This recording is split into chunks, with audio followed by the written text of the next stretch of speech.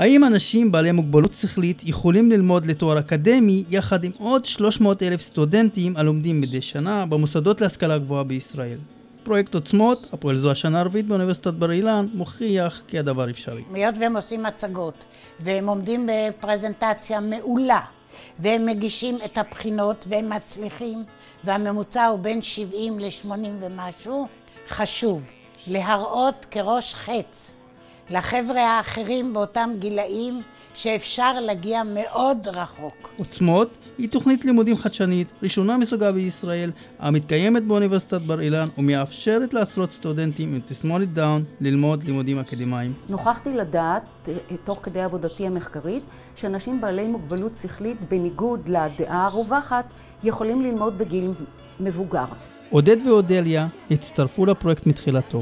היום, 4 שנים אחרי, הם משולבים כסטודנטים מן המניין, שניגשים למבחנים וצוברים נקודות לתואר הראשון. אך לא רק. אודליה למשל הצליחה בעזרת הלימודים לגלות את האהבה החדשה שלה. אני חייתי כותב שירים, האמת. את כותבת שירים? אני כותבת שירים. בעיקר אני כותבת על המשפחה שלי, על אמא שלי, על אבא שלי, בעיקר על הדרך ההצלחה שעברתי. האמת, לא מזמן פתחתי דף פייסבוק עם הכתיבת שירים שלי. אני בעיקר רוצה לכתוב ספר של השירים שלי ואיכשהו לפרסם את זה. באמנת האו"ם מ-2006 למען זכויות האדם המוגבל נכתב כי יש להבטיח מערכת חינוך מכילה בכל הרמות ובלמידה לאורך החיים. בין השאר בכדי לחזק את הכבוד לזכויות האדם. מדינת ישראל אומנם חתומה על אמנה זו. יחד עם זאת, מעט מקומות עבודה ולימודים אכן מיישמים אותה. אמרו לי ששלחת מכתב לשר החינוך בנט. כן. מה את רוצה ממנו? בעיקר שיתמוך בנו, שידע שאנחנו שייכים. שייתן לנו את העזרה שלו, בעיקר את האמונה שלו, את התמיכה שלו, את העזרה שלו, כי אנחנו רוצים אותו.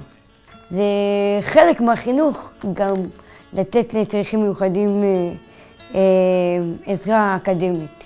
התלמידים בפרויקט לא מפסיקים לחלום, ולא רק הם. יש 3 אנשים בעולם עם תסמונת דאון שסיימו תואר ראשון.